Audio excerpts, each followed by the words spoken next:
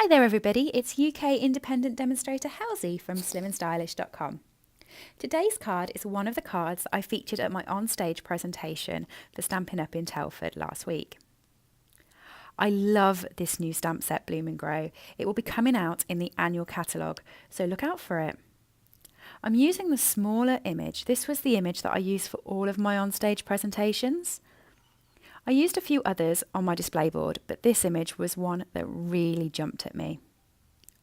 Because I could use my blends, of course. I love my blends. I've double stamped it with Memento and I'm just going over it with my Versamark and my clear embossing powder to give it a really nice shine. You can't see it very well on the video, but this card really sparkles. Really sparkles. I'm going to do this at the bottom and then I'm going to flip the card, not the stamp, just the card, and redo it again on the other side. And that's why I put a little arrow at the top corner so I can see exactly where I'm putting my paper so I know the stamp is in the same place on both sides. Once I've done that, I'm going to be using the sentiment and I'm going to do exactly the same. I'm going to double stamp it with the Memento and then use the clear embossing powder to go over the top. When I was asked to do a presentation for on stage, I did panic a little bit about what set they sent me, because if you watch my blog often, you know I really love florals. So I was like, I hope it is florals. And when this set arrived, I thought it was like my birthday. I got so excited.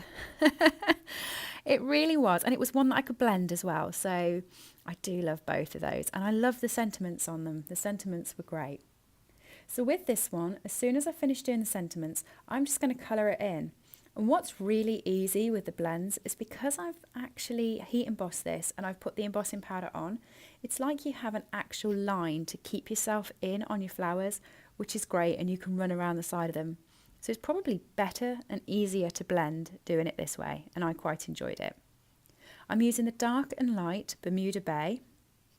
For the other flower, I use the dark and light mint macaron, and then for the feature flower in the middle, I'm using rich razzleberry, dark and light, and Highland Heather, dark and light.